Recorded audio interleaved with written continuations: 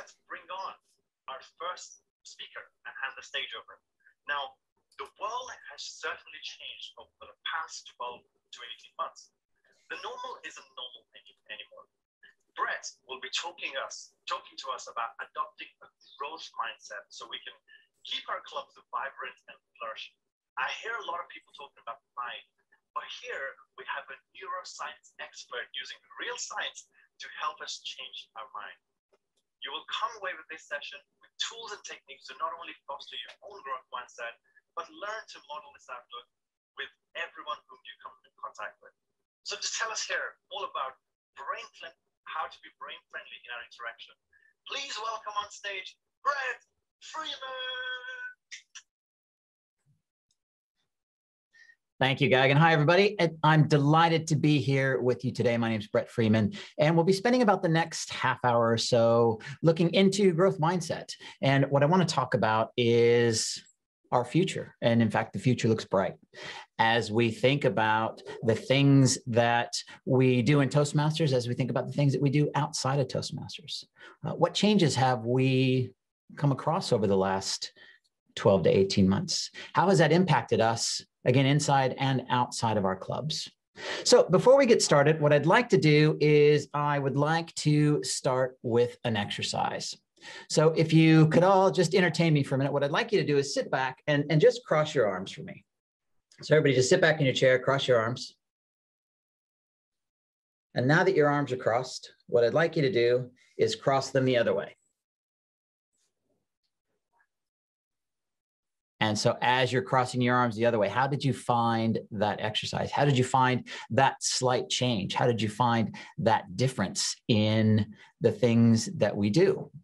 Something as simple as crossing our arms from one way to another. Because what happens is our brains, we like predictability. Our brains like pattern. Our brains like to do things the way we like to do things. And when we introduce change, then our brains kind of have to stop and think about it for a minute. And sometimes that's very, very uncomfortable. If we look at the way Toastmasters has changed over the course of, again, the last 18 months or so, for some, our brains have kind of been forced to stop and think about what's going on for a minute. Now, this is the second virtual District 91 conference that I've had the privilege to attend. If you recall, last year, we were very early on into COVID. We were very early on into this new kind of digital frontier that we've all been working in. Now, a year on, still sometimes things are awkward. Still sometimes things impact our brains in slightly different ways. And so I want you to think about that arm crossing exercise as we kind of move through our time together today, and think about, how do we view change? What happens when change comes our way? Do we view change as an opportunity to learn something new? Do we view change as something that's slightly uncomfortable? Do we view change as something that we really, really dislike? And again, what's going on in our brains when we're experiencing change? Because our brains like predictability, because our brains like to be able to recognize patterns, because our brains thrive on certainty. When we start to take that certainty away, it makes us behave in funny ways. And so looking at the global, the pandemic, looking at the things that we have been forced to experience, our social environment has changed. And when our social environment changes, it really challenges our sense of stability, or probably more specifically, our brain's sense of stability. It impacts our need for certainty. If our brains decide, in fact, that change is threatening, then we're going to resist it. We're going to avoid it. We're going to shy away from that change as much as possible. This is what we refer to as fight or flight mode. And so we're either a scaredy cat in the top right hand there, or we're a rocket man in the bottom right hand. And the way that we view change is what's going to determine how we react. And in fact, how that change impacts everything we do. So what's going on in our brains when we see change? The thing is, we live in pictures. Everything we do is down to those pictures that we create in our mind. And so as I'm experiencing something, I'm going to automatically create a mental picture. That mental picture is going to be informed by my own life's experiences. Mental picture is going to be informed by my own cognitive biases.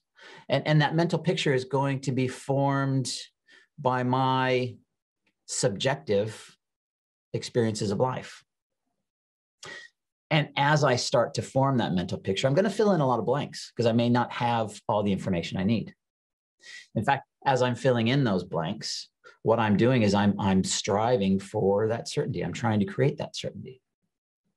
And for some of us, when we start to create that mental picture and we start to create maybe a slightly negative mental picture, what happens is all of a sudden our brains start to experience an inner threat state.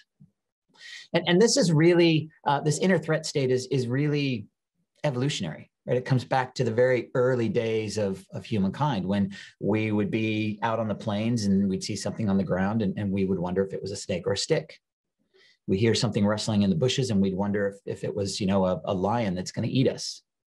And so threat is in one way very responsible for the survival of the human race, but in another way, in our modern environment, it's also responsible for creating stress, creating anxiety, creating all kinds of different mental states. And we still do this today. When we're in a new environment, we look around and we try to determine the snakes or the sticks. Do you remember the very first table topic you ever gave in a Toastmasters meeting? And as you stood up and you looked around and you recognized that there was a room full of people staring back at you, for many, that tips us into that threat state because we don't know what's going to happen next. We don't know how the people on the other side of our table topic are going to respond.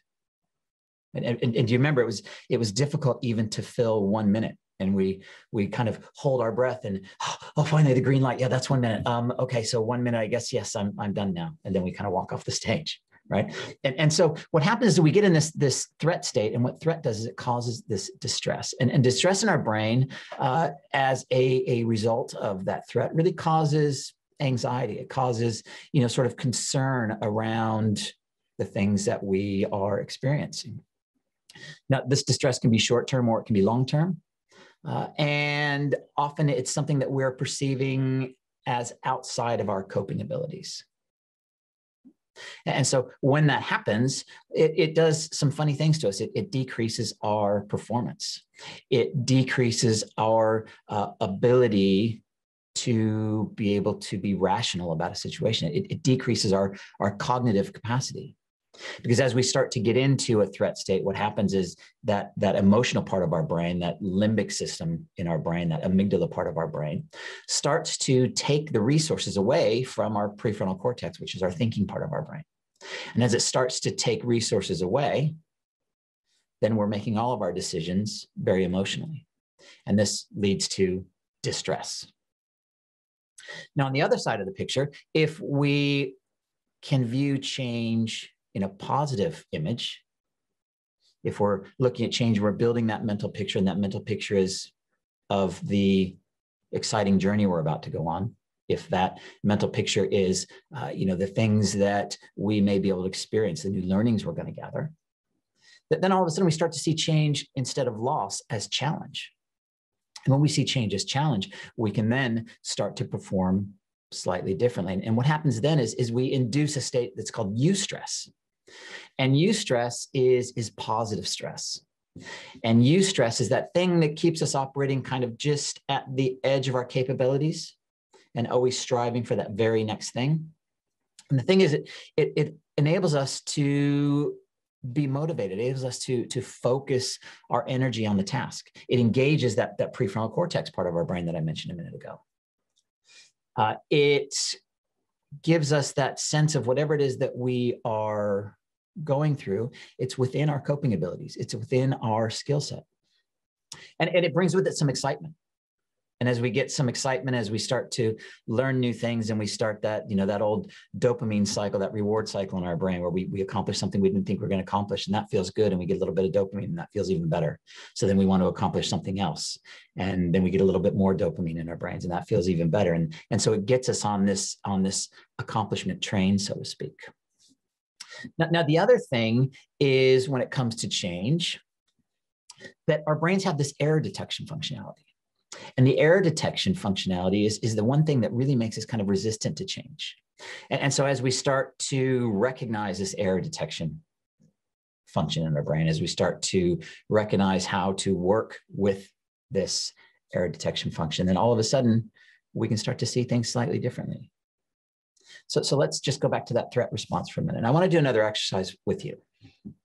And so as we think about that threat response, our survival depends on our capacity to detect errors in our environment and then to react quickly to those errors, to react instinctively to those errors, and to avoid the threat that may be brought on by those areas. And so when our brains start to perceive the difference between the things that we expect and the thing that may actually occur, we get these kind of rapid fire signals in our brain. We get, different chemistry starts to appear in our brain. We get a rush of cortisol instead of a rush of dopamine, for instance. And again, cortisol, our prefrontal cortex can't deal with cortisol. So we're limiting our ability to think rationally about anything. And then we find ourselves thinking emotionally or not thinking at all and just acting instinctively. And so the thing is that as the cognitive energy starts to diminish from our prefrontal cortex because of whatever the change is, whatever the difference is, whatever the thing that we're focusing on, then it makes us do some funny things. So in turn, what we do is we look to create certainty in many ways as possible. We look to kind of predict what's going on. We look to try to get back to what's familiar as soon as possible. So again, what I want to do is I want to do another little exercise, a little experiment, if you will. So what I want you to do wherever you are, and I realize all your microphones are on mute, so that's fine, because I want you to speak out loud for this next exercise. So I'm going to advance the slide in a minute. What you're going to see is you're going to see a series of words, and those words are going to be written in different colors in the font. And what I want you to do is I want you to say the color of the font out loud. Just the color of the font, not what the word actually says, but the color of the font. Okay, so here we go. Are you ready? So once again, just give me the color of the font.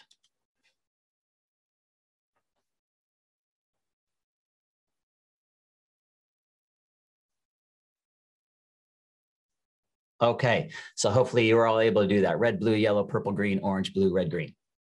Okay, so now what I'm going to do is I'm going to advance the slide again in the same drill. What I want you to do is I want you to give me the color of the font and not what the word says. So here we go, color of the font.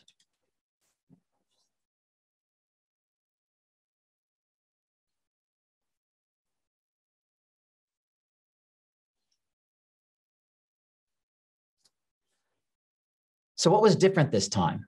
And how did that work? And what did you notice? Was this as easy as it was the first time? Right? If I saw, yeah, you slowed down, right? Why did we slow down? Because it's our error detection in our brains coming to the forefront. So as we see this error detection, we have to stop and think about what we're doing. Wait, that says red, but it's written in green, and I'm supposed to say green, but it says red. And so all of a sudden, our brains are perceiving that difference between what we expect and what occurs. And as we start to see that difference, then our rational brain is having a harder time thinking, because what I've done there is given you just a slight threat state in your brain, because it's not what you expect. I've taken the certainty away.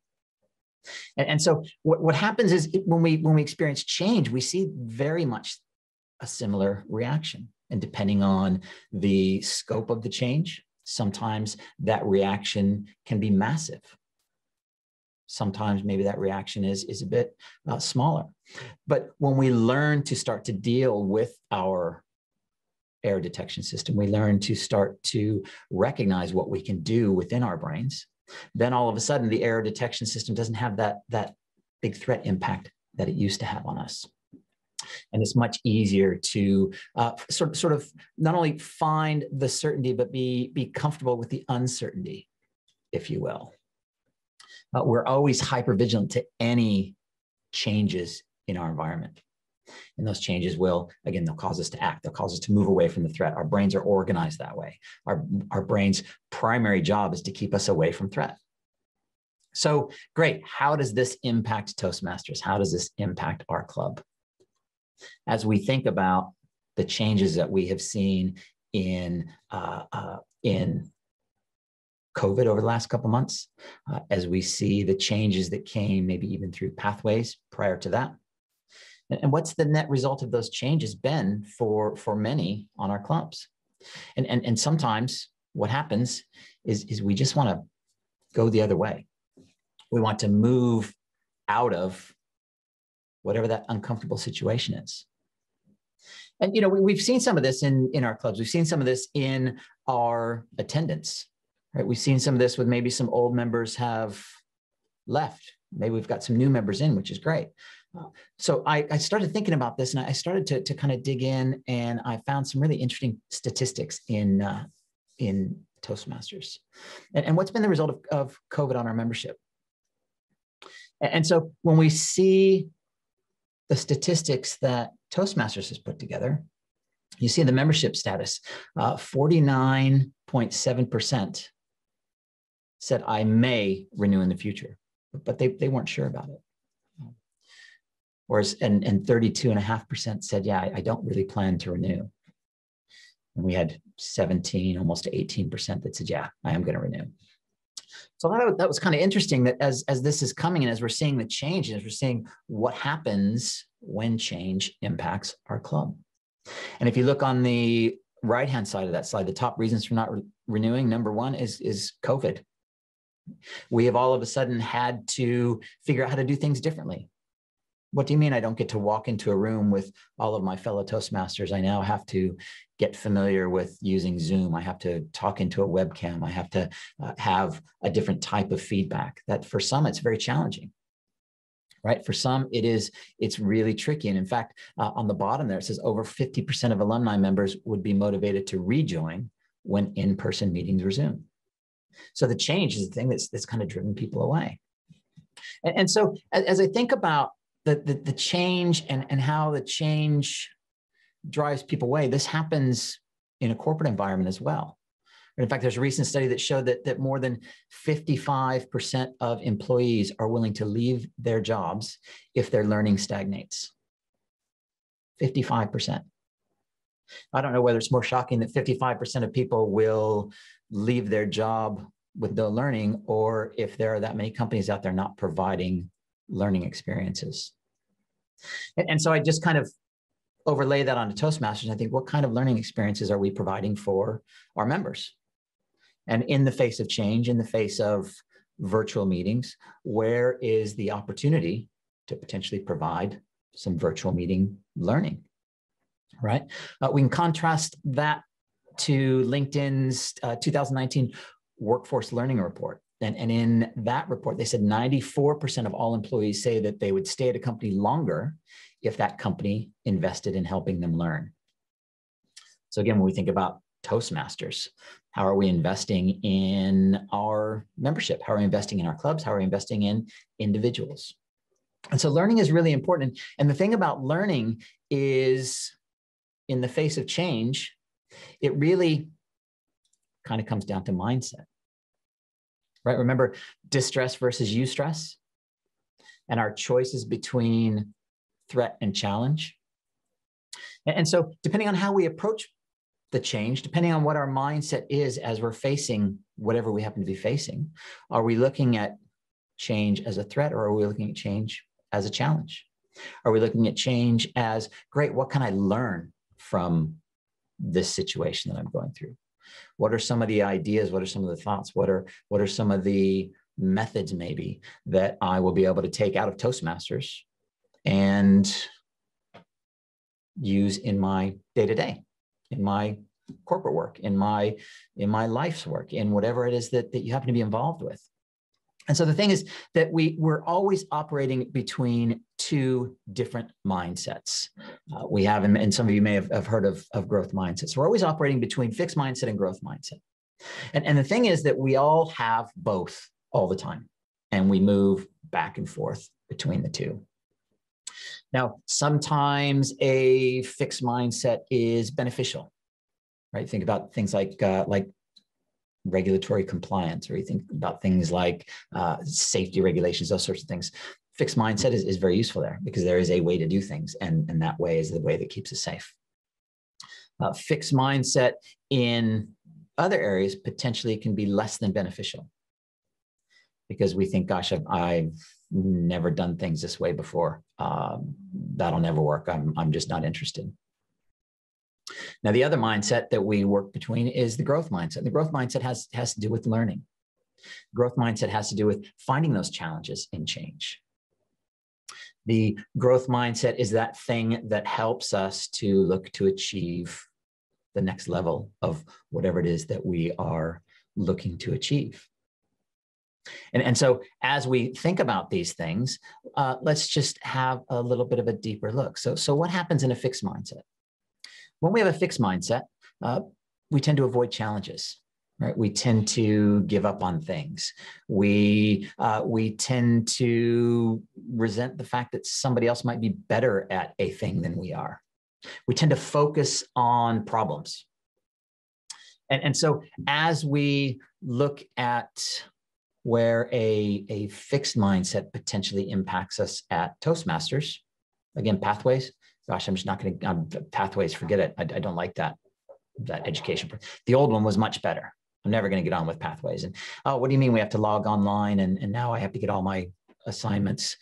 No, and so this is really fixed mindset. And this is fixed mindset had a big impact when pathways first came into Toastmasters. Fixed mindset has a huge impact on our mentoring programs. Fixed mindset has a huge impact on the way we grow our clubs. On the other hand, if we think about the opposite of that, fixed mindset says, "Gosh, I'm given this set of talents. I'm given this set intelligence even, and as long as I work within my talents, my intelligence, my skill set, then I'm going to be fine. But as soon as you ask me to do something outside of that, then I don't like it. It's change. It's unpredictable." Growth mindset, on the other hand, starts to embrace that challenge, right? Let me give it a go. Let me see what happens. I wonder what I'm going to be able to learn as a result of this experience. Gosh, my Zoom skills have got much, much better than they were pre-COVID. And pre-COVID, I spent lots of time doing remote stuff anyway. So great. It's been a fantastic learning experience. Being able to attend meetings from all over the world just because you can log into Zoom. That's amazing. Now, all of a sudden, you can be in a couple of different meetings a day. You can go to one in the UK and maybe, one in Europe somewhere, or one in the US, one in India, one anywhere you want. And so that's a fantastic growth experience. And we can see how lots of other organizations, lots of other Toastmasters groups conduct their meetings. The other thing about growth mindset is it's, again, the focus is on learning. It's encouraging growth in ourselves. It's focusing on the solutions rather than the problems. So with those two mindsets in mind, let me ask you, what's it like in your club? What's the mindset in your club? What's the mindset in the group of people that you spend time with? And so what I'd like to do is just give you a couple of examples here. We've got just a couple minutes left today, but let's just look at some evaluation language. So in Toastmasters, obviously, we evaluate everything. Right. And so the thing about fixed and growth mindset is our language really matters. And sometimes we can induce a fixed or growth mindset simply by the way we communicate with one another. So let's have a look at a bit of feedback here. So here's a bit of feedback. And the feedback was given: "Congratulations on your icebreaker speech, John. You showed yourself to be a vital, interesting person who will be an asset to our club." So it seems like a really positive bit of feedback there, right? It seems like I'd be really happy to get that feedback. Yeah, it's you're telling me that I'm really good. The problem is that as we deliver this kind of feedback, what we're doing is we're inducing a fixed mindset, because what we've said to this fellow John is we've said, you showed yourself to be an interesting person and you'll be an asset to your club. The inner talk with John is, but what if I suck next time? Right? And this is the power of but in our life, the power of but to create that fixed mindset thinking in the things that we do.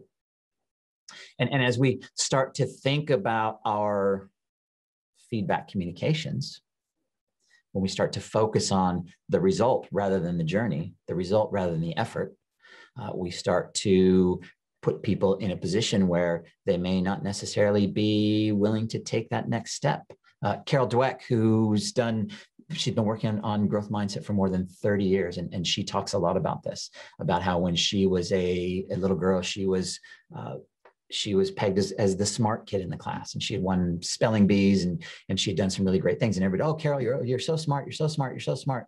And now we've got another spelling bee and it's at the district level and we'd like you to go and enter it. And she said, no, I don't want to, as a little girl, because her thought was, what if I suck? What if I fail? What if people find out I'm not as smart as they think I am? So let's have a look at another one. How about this one? Great speech. I commend you for your strong voice, right? Again, seems on the surface as really great feedback, right? Really strong. However, when we look at the underlying message behind this feedback is, again, but what if I can't do it again? What if my voice isn't as strong next time? And we're kind of inducing that fixed mindset. The power of but can be really key in the growth of our people, the growth of our clubs, the growth of the things that we do. So let's look at the other side of the coin. How about this one? Thank you for your speech, Mary. You're developing very rapidly in your presentation skills. So what does this tell Mary about what she's just delivered? What does this tell Mary about her Toastmasters journey? The focus here is not on the result, but the focus is on the learning. You're developing very rapidly. Fantastic. And what does that insight in Mary's head? It's the power of can. Oh yeah, I can learn. Great. This is brilliant. I'm progressing. And the focus then in my brain is on that learning journey. And I'm focusing on my progress over time. And then we'll look at one more here is, again, the way you work to use different tones throughout your speech is a difficult skill to master, and you're well on your way. Where's the focus there? Again, the focus is on learning. The focus is on the journey. The focus is on the challenge. And as we start to do that, then what happens is the thoughts that we get in people's head is the power of yet, not quite there yet. And the power of yet can change our mindset in a moment. And as we learn to yet everything, then all of a sudden we're shifting ourselves from those areas where we may have fixed mindset to growth mindset. So how do we do that? The first thing we do is we take notice, right? Notice that when we're doing something, we may have a fixed mindset reaction when we face a challenge, whatever that challenge may be. When you're in a situation, do you feel overly anxious? Does that little voice in your head, does it warn you off? Does it push you back? Do you look for an excuse not to do it? Does that inner voice, is it filled with criticism? And as that comes out, then you recognize, oh, what's going on here is I can see that, yeah, I'm in a fixed mindset moment. As we recognize that we're in a fixed mindset moment, part of the thing is we're experiencing threat. Fixed mindset, you want me to do something I'm not comfortable with, all of a sudden, my amygdala is going off, I'm full on limbic overdrive and I'm emotional and I'm going to say, nope, I'm not going to do it. I'm going to keep myself safe. If we simply take a second and we label what's going on in our brains, labeling is a great way to start to regulate our emotions. Right?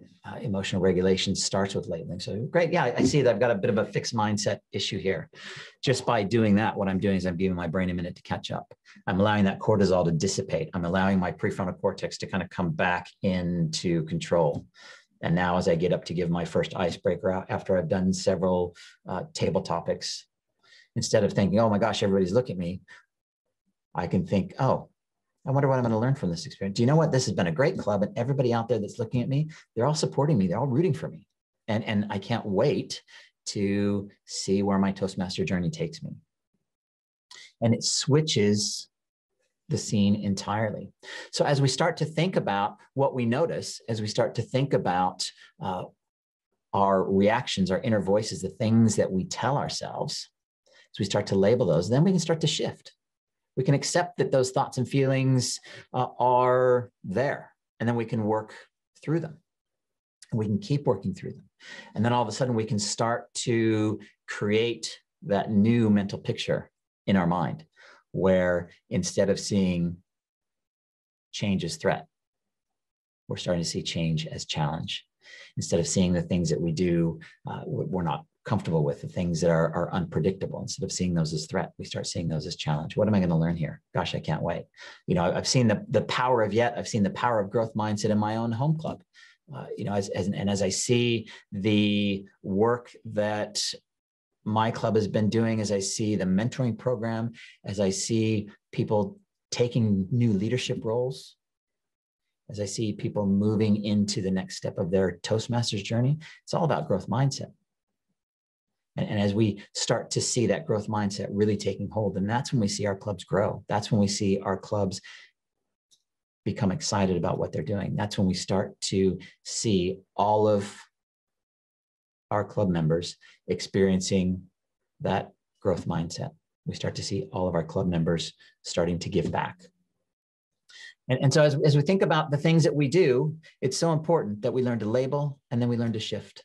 And as we learn to shift and we put ourselves in that growth mindset position, then we start to put our clubs in that growth mindset position.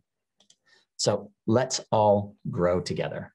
Thank you very much. It's been a pleasure to be with you today. Enjoy the rest of the conference, and I'll see you all soon. Bye.